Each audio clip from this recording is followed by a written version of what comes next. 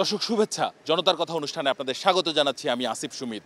আপনারা জানেন জনগণের মতামত তুলে ধরতে একুশে টেলিভিশনের বিশেষ আয়োজন জনতার কথা। আমাদের প্রত্যাশা দেশে শক্তিশালী গণতন্ত্র, আমরা চাই সরকারকে সহায়তা করতে।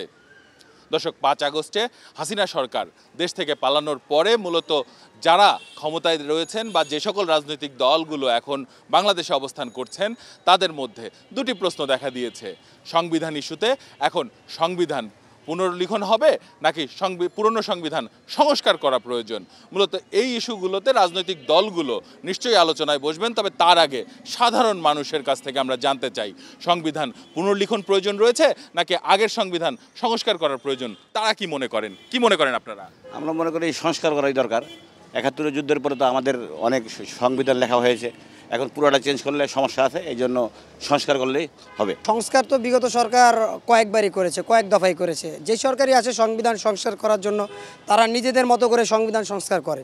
তো এখন যেই অবস্থা, সংবিধান কাটাছেঁড়া করতে করতে এখন বাংলাদেশ একটি নতুন স্বাধীন রাষ্ট্র হয়েছে 2024 সালে। এই উপলক্ষে আমরা মনে করি তরুণরা যারা আছেন, ছাত্র সমাজ যারা আছেন, আমাদের একটা মতামত যে আমরা চাচ্ছি এটা পুনর্লিখন হোক। সংবিধানটা আওয়ামী লীগ বিগত সময়ে যে সংস্কার করতে করতে ওনাদের নিজেদের মতো করে একটা সংবিধান তৈরি করে নিছে। আমার মনে হয় নতুন করে সংবিধান করা উচিত। সবারই ওই সংবিধানে যেন সবারই ভাতের, ভোটের এবং স্বাধীনভাবে চলাফেরা করার অধিকার স্থাপন করে। 5 তারিখের পর থেকে যে স্বাধীনতা পেয়েছি সেই স্বাধীনতা আমরা উপভোগ করতে চাই। নতুন পার্লামেন্ট চাই, কারণ সংস্কার তো এটা পুরনো রেকর্ড, এটা হলো আওয়ামী লীগের কালচার। ওই কালচার যদি ধরে রাখে তাহলে তো আমরা স্বাধীনতা ভোগ করতে পারবো না। আমরা নতুন পার্লামেন্ট চাই, আমরা জনগণ। সংবিধান নতুন করে পুনর্লিখন করা উচিত। যে সরকারই আছে সেই সরকারের মনে করে নিজস্ব সুবিধার জন্য সংবিধান চেঞ্জ করে, জনগণের সুবিধার জন্য কেউ সংবিধান চেঞ্জ করে নাই। 72-এর সংবিধান তো দোহাই দিয়ে গেছে আওয়ামী লীগ সব সময়। সংস্কার করতে করতে করতে করতে এই পর্যন্ত সংবিধান পাতার ভিতরে আর কিছু লেখা আছে কিনা তাও আমার জানা নেই, মানে এটা মুছেই গেছে। তাহলে নতুন করে সংবিধান লিখুক, নতুন করে সংবিধান করা উচিত। আওয়ামী লীগ সরকার যতদিন ক্ষমতা ছিল তাদের মন মতো করে সংবিধান তৈরি করেছে। এখন ওই সংবিধান যদি আবার পুনর্গঠিত হয় তাহলে তার হবে না। দেশে তো আবার সেই মতন যেই দলই ক্ষমতা আসুক ওই সংবিধানের উপরেই আবার ওভাবেই মানে দেশ শাসন করবে।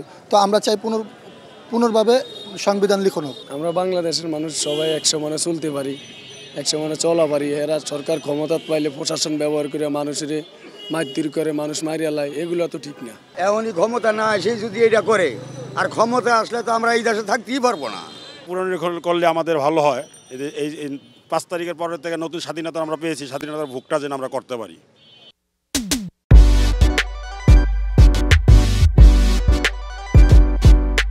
অনেক ধন্যবাদ আপনাকে। দর্শক, আপনারা শুনছিলেন সংবিধান ইস্যুতে সাধারণ মানুষের মতামত। মূলত আমরা দ্বিতীয় যে প্রশ্নটিতে যেতে চাচ্ছি সেটি হচ্ছে পিলখানা হত্যাকাণ্ড।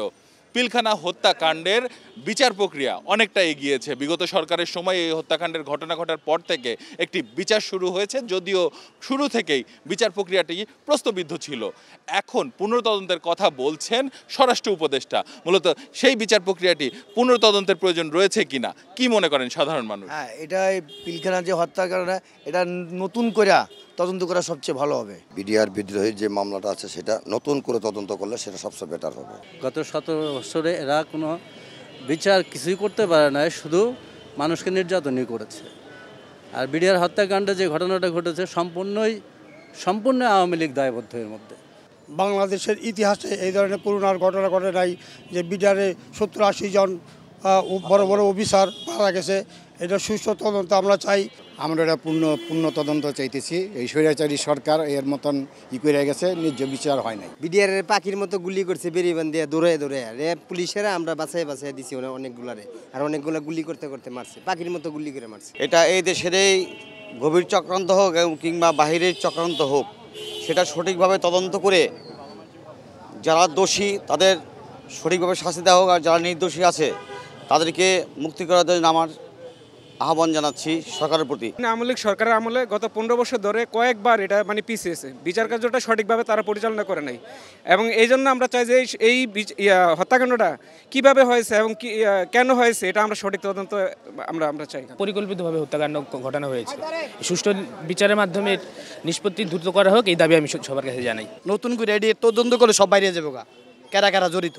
বিডিওর বিদ্যুহীনের ভিতরে আওয়ামী লীগের বড় বড় নেতারা জড়িত ছিল, তাদেরকে ক্ষমা করে অনেক নিরীহ লোক এটার আজ পর্যন্ত সাজা ভোগ করে। আমরা চাই সুস্থ তদন্ত হোক, সুস্থ তদন্তের মাধ্যমে যারা অরিজিনালি এটার সাথে জড়িত তাদের শাস্তি হোক, আর যারা নিরপরাধ তাদেরকে মুক্ত দেওয়া হোক। ধন্যবাদ আপনাকে। দর্শক, আপনারা শুনছিলেন সাধারণ মানুষের প্রতিক্রিয়া। সাধারণ মানুষ কিন্তু তাদের ভাবনাগুলো অসাধারণ, তাদের চিন্তা অনেক সূক্ষ্ম ও গভীর।